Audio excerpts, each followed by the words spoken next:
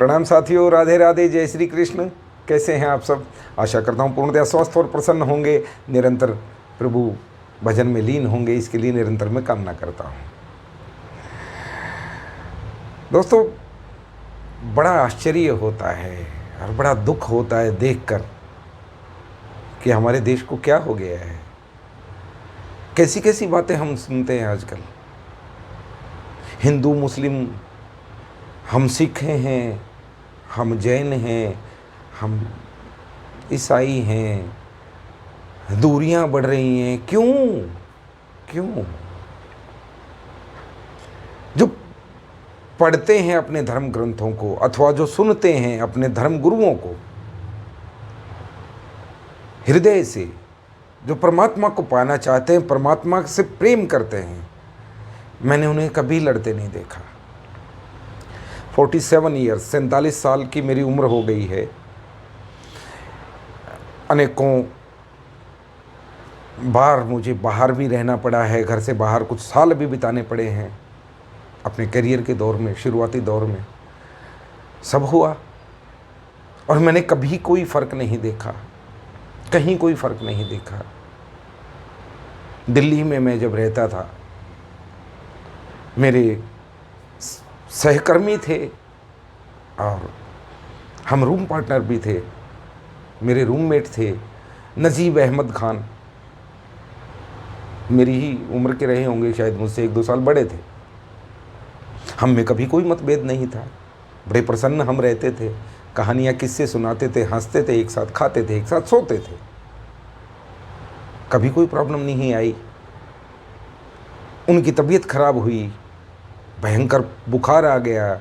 मैं उनके माथे पे ठंडे पानी की पट्टियाँ रखता था, उनको दवाई दिलाने हॉस्पिटल लेके गया। तो क्या, मेरे हाथ में चोट लगी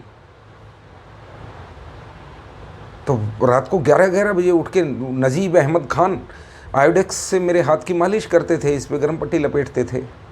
कभी कोई दिक्कत नहीं आई। अक्सर मंगलवार को मैं मंदिर जाता था, वो मेरे साथ जाते थे, कहीं कोई दिक्कत नहीं आई। बहुत बार ऐसा हुआ कि वो नमाज अता करने, दरगाह थी वहाँ एक, तो वहाँ दरगाह में जाते थे, मैं भी जाता था। मुझे कभी किसी ने नहीं टोका कि तूने टोपी क्यों नहीं पहनी है, अथवा तू हिंदू हो के अंदर कैसे आया। कभी किसी ने नहीं टोका। बठिंडा से जसविंदर सिंह सिद्धू जी मेरे कुलीग रहे, वो सिख थे, सरदार थे। वैसे भी मेरी श्रद्धा रहती है, अक्सर गुरुद्वारे में मैं चला जाता हूँ,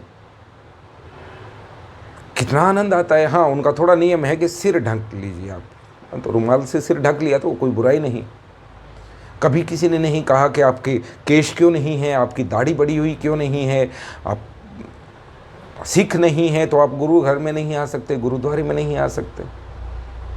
कभी किसी ने कोई शिकायत नहीं की। अनेकों बार मैं चर्च गया हूँ, कैंडल भी जलाया है, प्रार्थना की है, कभी किसी ने कोई ऐतराज़ नहीं किया। जिस शहर में मैं रहता हूँ, अनेकों धर्म के लोग यहाँ रहते हैं, हिंदू भी हैं, सिख भी हैं, ईसाई भी हैं, जैन हैं, बौद्ध भी हैं। कभी कोई मतभेद नहीं है आपस में, कभी कोई झगड़े की शिकायत नहीं है, सब प्रेम से रहते हैं। मेरा जहाँ ऑफिस है वहीं पे एक बुज़ुर्ग चाचा हैं, वो आते हैं, उनकी उम्र हो गई कोई 70-75 साल। वो थोड़ा झुक के चलते हैं, कुबड़े हैं, लेकिन मुस्लिम हैं, खान चाचा हैं। तो वो एक हैरानी बल्कि और ज़्यादा होती है। वो जब भी मिलते हैं मैं बोलता हूँ चाचा सलाम, और वो चाचा कहते हैं राम राम। बड़ा प्रेम है। उन्हें किसी चीज़ की आवश्यकता होती है, मुझसे कहते हैं, मुझे कोई सलाह लेनी हो बुजुर्ग की तो मैं उनसे ले लेता हूँ। तो कहाँ झगड़ा है? झगड़ा है सिर्फ राजनीति में। राजनीति नहीं होगी अगर धर्म के नाम पे, जाति के नाम पे, संप्रदाय के नाम पे, पंथ के नाम पे आप लोग मूर्ख ना बने, आप लोग ना लड़े, तो राजनीति कैसे होगी? वोट बैंक कैसे बनेगा? फिर ये गिनती कैसे होगी कि हिंदू वोट कितने हैं, मुस्लिम वोट कितने हैं, मुझे कितने चाहिए, मुझे किसको लुभाना है, किसको जिताना है? अरे बाप रे, क्या देश का भट्ठा बैठा रखा है। सभी एक ही बगिया के फूल हैं, सभी एक ही बगिया के फूल हैं।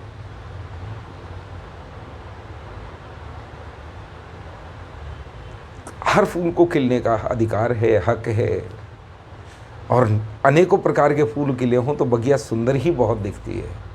सब एक ही जैसा हो तो वो आनंद नहीं रहता। लेकिन ये भारत तो विविधताओं का देश है मेरे साथियों, और यहाँ सदियों से ऐसा होता आया है। लेकिन पता नहीं क्यों कैसी कैसी बातें सोशल मीडिया पे लोग डालते रहते हैं और आपस में लड़ाओ, और उस नफ़रत का कहीं बुरा असर फिर देखने को मिलता है। कहीं सरतन से जुदा होता है तो कहीं खालिस्तान की मांग होती है, तो कहीं हिंदू दूसरे धर्म वालों को गाली दे रहा होता है। बहुत दिल दुखता है। परमात्मा तो एक है, सभी धर्म कहते हैं परमात्मा एक है।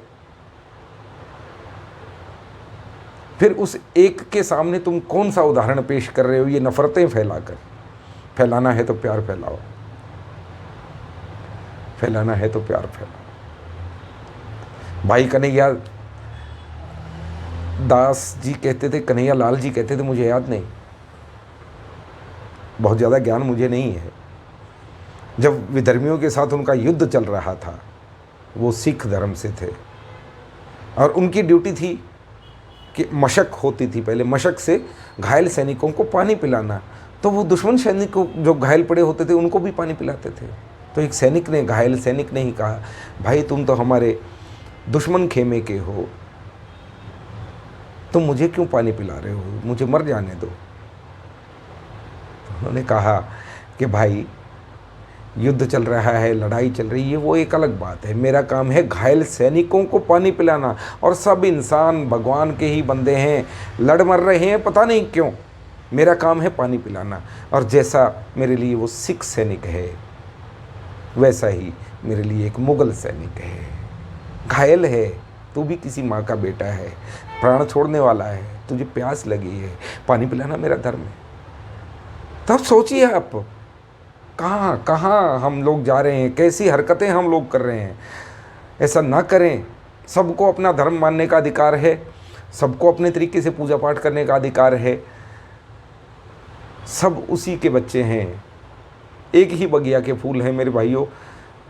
इन्हें जुदा मत कीजिए, इन्हें अलग मत कीजिए। राधे राधे, जय श्री कृष्ण। राधा रानी सब पे कृपा करें।